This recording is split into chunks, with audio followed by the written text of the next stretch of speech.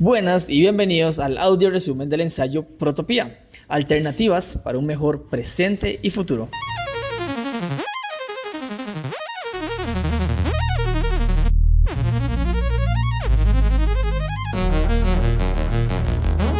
Bienvenidas y bienvenidos a nuestra sesión de hoy. Tenemos sobre la mesa el cuarto capítulo de un ensayo llamado Protopía. Se titula Las tres posturas, y la verdad es de sus textos que te dejan pensando. Totalmente. Porque va al corazón de una pregunta que creo que nos hacemos constantemente.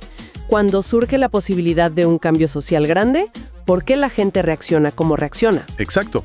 No es tan simple como decir buenos contra malos. El ensayo propone que hay tres grandes corrientes, digamos, de actitud frente al cambio: la oposición, la indiferencia y el apoyo. Y nuestra misión hoy es desmenuzar estas tres fuerzas, entender cómo funcionan y por qué definen el mundo en que vivimos. Y lo clave aquí, me parece, es que no son etiquetas para ponerle a la gente. Son, más bien, fuerzas dinámicas, casi como corrientes en un río. Explican por qué las cosas se quedan como están, por qué se desgastan y a veces por qué cambian de rumbo por completo. Es como un mapa para entender la tensión social. Pues me parece un mapa fascinante. Empecemos por la primera fuerza, que es la más ruidosa y visible de todas: la oposición. Los que defienden activamente que todo siga como está. Mi primera inclinación es pensar, bueno, en las élites, en la gente con poder. Y es un buen punto de partida. Pero el análisis va mucho más allá. Para entender a la oposición hay que empezar con un concepto del pensador italiano Antonio Gramsci: la hegemonía cultural. Oye, hegemonía cultural suena bastante académico. ¿Podemos bajarlo un poco a tierra? O sea, ¿cómo se ve eso en el día a día? Claro. Pensemos en una idea que hoy parece casi una ley de la naturaleza: que el éxito es individual y que competir es bueno. Nadie nos apunta con una pistola para que lo creamos, pero lo vemos en las películas, lo leemos en las noticias sobre emprendedores exitosos, lo escuchamos en discursos políticos. Esa idea se vuelve sentido común. Eso es hegemonía.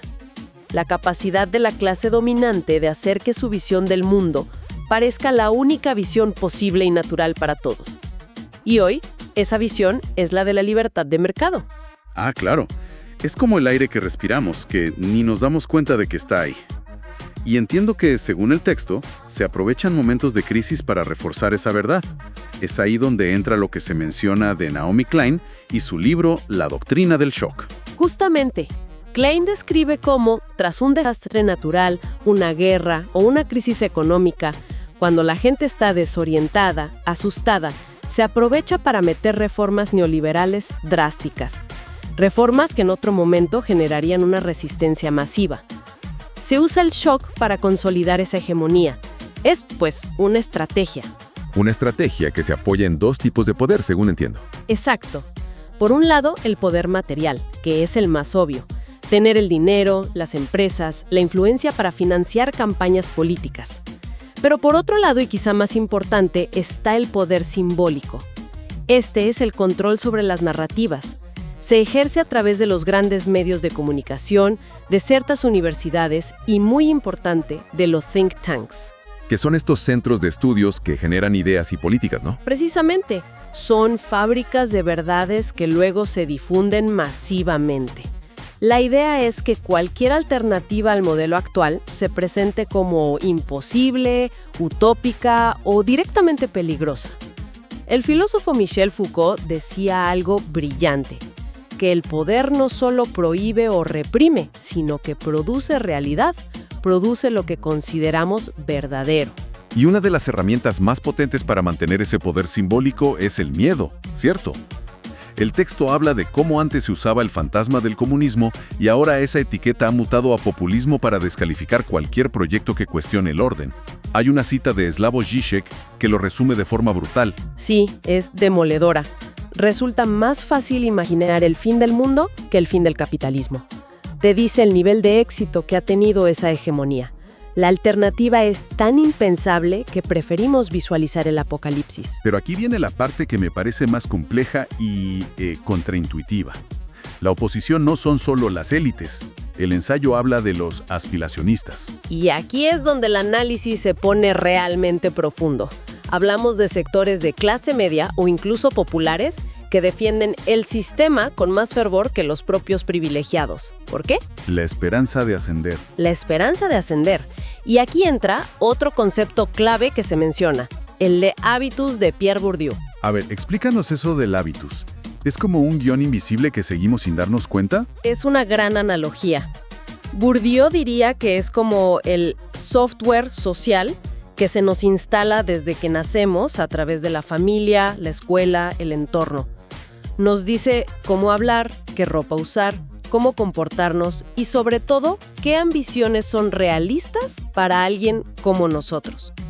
Este software nos hace aceptar las reglas del juego como naturales, incluso cuando vamos perdiendo. Eso me hace pensar en la figura del pobre de derecha, que analiza el sociólogo brasileño Jessé Souza, también citado en el texto. A primera vista, es una contradicción. ¿Cómo se explica que alguien apoye un sistema que, en teoría, no le favorece económicamente? Soso argumenta que la clave no es económica, sino emocional. Es una respuesta a la humillación y al resentimiento. El texto lo llama el síndrome del Joker. Una persona que se siente humillada por el sistema no busca necesariamente destruirlo, sino encontrar un lugar de reconocimiento dentro de él. Se alía simbólicamente con los poderosos para poder sentirse, a su vez, por encima de otros grupos, inmigrantes, minorías, lo que sea. Es una venganza simbólica que paradójicamente refuerza su propia opresión. O sea que la oposición se sostiene sobre un doble pilar. Por un lado, las élites protegiendo sus intereses materiales y simbólicos. Y por otro, sectores populares colaborando, ya sea por la ilusión de que un día les tocará ganar la lotería del sistema, o por una necesidad desesperada de reconocimiento y dignidad, aunque sea ilusoria. Has dado en el clavo. Es una alianza a menudo tácita entre el privilegio y la esperanza. Ok, entonces tenemos a los que defienden el sistema a capa y espada. Pero son una minoría, ¿no? El sistema no se sostendría solo con ellos. Y ahí es donde entra la segunda gran fuerza, una mucho más silenciosa, pero quizás más decisiva: la indiferencia. La gran masa silenciosa. Gramsci la llamaba la hegemonía pasiva. No es gente que defienda el sistema, sino que simplemente lo acepta como inevitable, como el clima. Claro, el famoso "las cosas son así, ¿qué le vamos a hacer?". Exacto. Y la gran pregunta es, ¿de dónde sale esa apatía? ¿Es solo pereza? El texto sugiere que es algo mucho más profundo, y la primera causa que expone es el simple y llano agotamiento. Exacto. Se apoya en el filósofo Byung-Chul Han y su libro La sociedad del cansancio. Su tesis es que el capitalismo tardío ya no nos explota a través de un jefe con un látigo, sino que nos convence de autoexplotarnos. Tenemos que ser productivos, creativos, optimizar nuestro tiempo, construir nuestra marca personal. Es agotador. Recuerdo leer a Byung-Chul Han por primera vez, y fue un golpe. Me vi completamente reflejado en esa idea de estar tan agotado por la autoexigencia que la idea de ir a una asamblea de vecinos me parecía una hazaña heroica. Exacto. La participación política se convierte en un lujo que no te puedes permitir. Y si a ese cansancio le sumas el desencanto, el de todos los políticos son corruptos y las promesas nunca se cumplen, se crea el cóctel perfecto para la inacción. La sensación de que votar no cambia nada. Y el texto añade un tercer elemento, la distracción masiva. Claro. Lo que Guy Debord en los años 60 llamó la sociedad del espectáculo. Pero bueno, elevado a la enésima potencia por los algoritmos de las redes sociales. Nuestra atención está secuestrada por un bombardeo constante de entretenimiento, polémicas triviales, videos cortos. Es muy difícil mantener la concentración en problemas complejos cuando tienes una máquina de dopamina en el bolsillo. Y el último clavo en el ataúd de la participación es la narrativa del individualismo. La idea de que si te va mal, si no llegas a fin de mes, si estás estresado, es tu culpa. Es tu culpa. Fracasaste tú, no el sistema. Eso es devastador porque te aísla. Y a todo eso, que ya es un panorama desolador, hay que añadir un factor muy humano, el miedo a lo desconocido. La filósofa Hannah Arendt escribió mucho sobre esto. Los cambios profundos, incluso los que prometen un futuro mejor, generan una enorme incertidumbre y temor. Mucha gente prefiere la certeza de un presente injusto que conoce a la incertidumbre de un futuro que no puede controlar. ¿La indiferencia, entonces, como un mecanismo de defensa? También, exactamente. Pero, aunque parezca una postura pasiva, el texto deja claro que la indiferencia tiene un efecto político muy concreto. Apuntala al sistema. Es un consentimiento silencioso. Ahora, es un estado permanente. La gente indiferente lo es para siempre. Activaron de forma explosiva. La indiferencia es un terreno en disputa. Es un gigante dormido que si se despierta puede cambiar el curso de la historia. Entonces, si por un lado tenemos a los defensores activos y por otro a esta gran masa silenciada por el cansancio en la incertidumbre, ¿dónde queda la esperanza de cambio? Eso nos lleva de cabeza a la tercera postura, la del apoyo. Los que activamente buscan o construyen alternativas. Y aquí el análisis hace una distinción que me parece fundamental entre dos niveles de apoyo, el pasivo y el activo. Me parece clave esa distinción. Hablemos primero del apoyo pasivo. ¿Se trata solo de gente que está de acuerdo con el cambio, pero no hace nada? No exactamente no hacer nada. Es más bien un laboratorio de ideas, una fase de incubación. El texto lo ve como un paso previo indispensable. Es la gente que lee teoría crítica, menciona autores como Mark Fisher o el propio Jesse Sousa, que se informa, que debate, que consume medios alternativos. Es el espacio donde se mantiene viva la llama de que otro mundo es posible. Es como mantener el software de la alternativa actualizado y listo para ser instalado. Esa es una buena forma de verlo. Es lo que el filósofo Cornelius Castoriadis llamaba la imaginación radical. El primer acto revolucionario es poder imaginar que la sociedad puede funcionar de otra manera. Si no puedes ni imaginarlo, jamás podrás construirlo. El apoyo pasivo cultiva esa imaginación. Y de esa imaginación, entonces pueden hacer la acción, el apoyo activo. Aquí ya hablamos de poner el cuerpo, de acciones con un impacto material y concreto en la realidad. El texto da ejemplos muy claros, desde luchas históricas como el movimiento obrero o el feminismo, hasta iniciativas más actuales como el movimiento Ocupa, las redes de redistribución de alimentos o colectivos como Proyecto Migala. Pero aquí me surge una duda. ¿Cuál es la línea que separa esto de la simple caridad o el asistencialismo? La intención. Esa es toda la diferencia. La caridad o cierta filantropía a menudo buscan aliviar un síntoma sin cuestionar la enfermedad. Ponen una curita moral sobre las heridas del sistema, pero no hacen nada por sanarlas. A veces incluso sirven para lavar la cara del propio sistema. Para que todo siga igual. El apoyo activo, en cambio, busca transformar las estructuras que generan esas heridas. No es solo darle comida a quien tiene hambre, es preguntarse por qué hay gente con hambre y construir sistemas alternativos de producción y distribución de alimentos. El filósofo Ernst Bloch lo llamaba crear utopías concretas. No son sueños lejanos e inalcanzables, son proyectos reales, aquí y ahora, que demuestran en pequeña escala que otra forma de organizarse es posible. Son semillas de futuro. El ejemplo que se da de Pepe Mujica como político me parece muy potente en ese sentido. Su austeridad no era para romantizar la pobreza. Para nada. Era un acto de coherencia política radical. En un mundo donde el poder se exhibe con lujo y opulencia, su forma de vida era un mensaje en sí mismo. Un llamado ético que cuestionaba la mercantilización de la vida. Era una utopía concreta, pero encarnada en una persona. Exacto. Sin embargo, el texto también es realista. Señala lo increíblemente difícil que es dar el salto del apoyo pasivo al activo, sobre todo en esta sociedad del cansancio de la que hablábamos. Es que ese salto casi nunca es individual. Requiere encontrar a otros, crear comunidad, tejer redes de apoyo y de cuidado mutuo. Porque la acción política desgasta, y sin un colectivo que te sostenga, es muy fácil quemarse y volver a la indiferencia. Bien, entonces tenemos estas tres fuerzas en una especie de tira y afloja constante: la oposición, la indiferencia y el apoyo. El futuro depende de cómo se mueve el equilibrio entre ellas. Pero el análisis no termina ahí.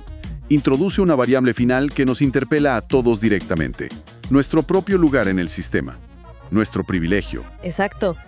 El texto plantea, con mucha honestidad, que vivir en una posición de relativo privilegio Tener educación, seguridad económica, una red de contactos, puede llevarte, casi por inercia, a defender el status quo. O, como mínimo, a ser indiferente a las injusticias que no te afectan directamente. Y esto plantea una pregunta ética fundamental sobre la responsabilidad personal. ¿El privilegio te condena a ser un defensor del sistema? No necesariamente.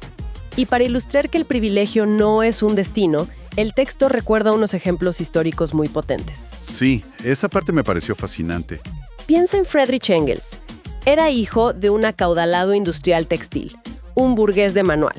Podría haber vivido una vida de lujo sin más. En cambio, usó su posición y su dinero para financiar el trabajo de Karl Marx y escribió análisis durísimos sobre la condición de la clase obrera que él mismo veía en las fábricas de su padre. O Simone de Beauvoir, que venía de la alta burguesía parisina y tuvo acceso a una educación que estaba vedada para la inmensa mayoría de las mujeres de su época. Y usó esa herramienta para escribir El segundo sexo, una obra que demolió intelectualmente las bases del patriarcado. Y el ejemplo quizás más extremo es el de Nelson Mandela. Dentro de la estructura social de la población negra sudafricana, él pertenecía a una familia real, a una aristocracia. Tenía un estatus y sacrificó 27 años de su libertad y su posición para desmantelar el apartheid. Es increíble. Lo que demuestran estos casos es que el privilegio no determina tu dirección moral, pero sí define la magnitud de tu responsabilidad. Puede ser un escudo para protegerte de la injusticia o puede ser una herramienta para combatirla. La conciencia y la ética son, al final, el factor decisivo. Exactamente. La posición desde la que partes no es una sentencia, es un punto de partida. La pregunta es, ¿qué haces con ella? En resumen, hemos desmenuzado este mapa de 3 posturas. La oposición, sostenida por las élites y los sueños aspiracionales. La indiferencia, ese gigante dormido alimentado por el cansancio y el miedo. Y el apoyo, que se debate entre la necesidad de imaginar nuevos mundos y la difícil tarea de construirlos. Y el gran desafío que plantea el ensayo, si queremos que la balanza se incline hacia el cambio, es desactivar esas narrativas aspiracionales, esas que hacen que la gente defienda un sistema que a menudo la perjudica. Es demostrar que el verdadero bienestar no reside en la fantasía del éxito individual contra todos, sino en la construcción de un orden social más justo para todos. Y el ensayo cierra con una reflexión que es casi un espejo. Nos habla de nuestra complicidad diaria como consumidores. Pienso en el cobalto de mi celular, que probablemente viene de zonas en conflicto, en la ropa que he visto, que pudo hacer alguien en condiciones precarias. El punto no es buscar una pureza de consumo ético que probablemente no existe, sino entender que la indiferencia no es gratis, que tiene un coste real para otros. Y la pregunta que queda flotando, y que el texto nos deja como tarea, es precisamente esa. Sabiendo que todos somos, de una forma u otra, parte del engranaje, ¿cómo navegamos esa línea finísima entre la complicidad que parece inevitable y la responsabilidad ética de actuar? Una pregunta nada fácil de responder. Y un buen punto para dejarlo por hoy. Al hablar de las problemáticas del sistema, he identificado estas 3 posturas a grandes rasgos.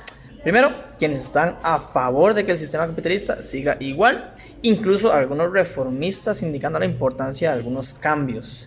Segundo, quienes viven en los suyos sin importarles mucho sobre los temas políticos, siempre y cuando a ellos y los suyos no les afecte, estén bien. Tercero, estamos quienes anhelamos y trabajamos por una superación del sistema hacia formas de vida con mayor libertad, equidad y bienestar. Y lo que he notado en mi entorno social a lo largo de mi vida y en mi actualidad es que quienes predominan son los indiferentes, seguido de quienes apoyan el sistema. Aunque por alguna extraña razón acá han predominado principalmente los hombres blancos heterosexuales, como yo, aunque suelen ser más altos y con plata. Y por último, en menos cantidad estamos los extremistas, frustrados y resentidos, que deseamos para todos techo, alimento, educación y esas playadas. Nuestro problema es que jalamos cada uno para su lado, no estamos unidos ni organizados. Por último, pero no menos importante, les dejo este fragmento de la canción Yamin sin fronteras. Se levantan con el desayuno, algunos se acuestan sin la cena de la noche anterior. ¿Y a quién le molesta? Indiferencia, la peor enfermedad que nos infecta. Si el alma está muerta y la codicia hambrienta, ¿quién cuenta las penas de un corazón vacío? Si el tuyo está herido, te aseguro que lo curo con el mío. Más quiero que tengas claro que el motor de lo que escribo es tu cálido abrazo cuando siento frío. No todo está perdido, me enseñó un hermano mío. Me repito eso 1000 veces recordando lo que se ha perdido. En la herencia que los hermanos latinos recibimos, pero yo creo que podemos cambiarlo porque estamos vivos.